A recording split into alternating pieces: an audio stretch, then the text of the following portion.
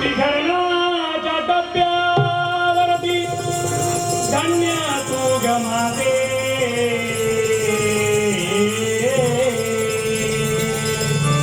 सर्व संपुनी फक्त राहते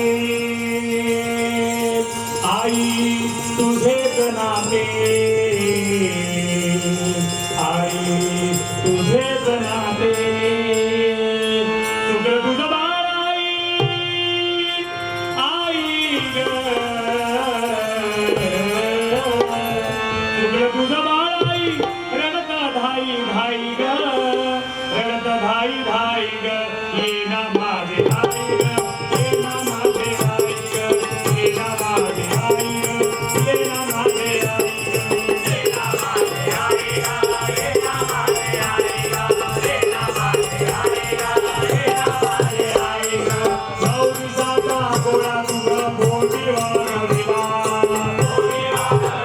शॉर्टकट घेतो नवनाथाचा गोळा तुला बोटी वागविला बघा नऊची महिने आजोबा आई आपल्याला पोटात वागवते आणि जन्म झाला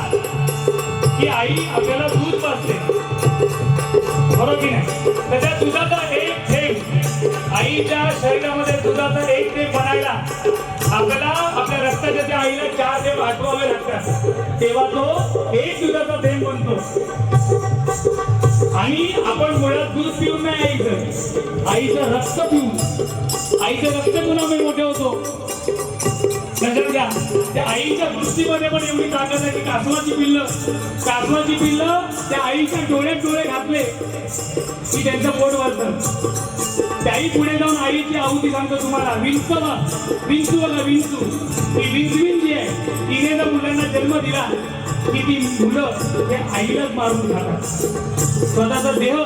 ती आपल्या मुलांना पोट भरण्यासाठी समर्पण करते ही आमची आई म्हणून तेच लागले की आपण म्हणतो आई ग कारण पोटामध्ये त्या आईने आपल्या लाथा बोटा खाल्लेल्या असतात तिला माहित असतं आपल्या पोराला काय झालं तसंच बाप पण आमचा श्रेष्ठ आहे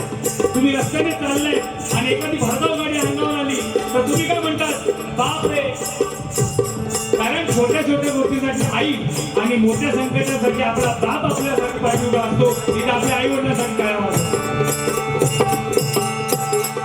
नऊ मासाचा गोळा तुग पोटी वागविला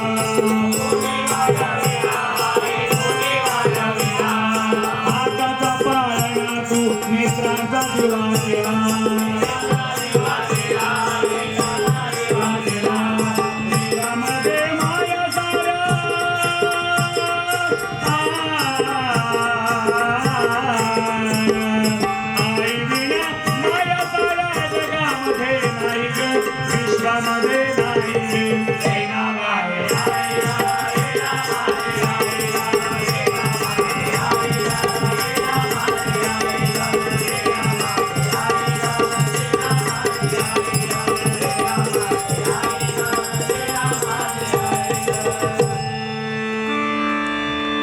आता आम्ही गजर घेऊ आणि मग बुवांना काळाचा गजर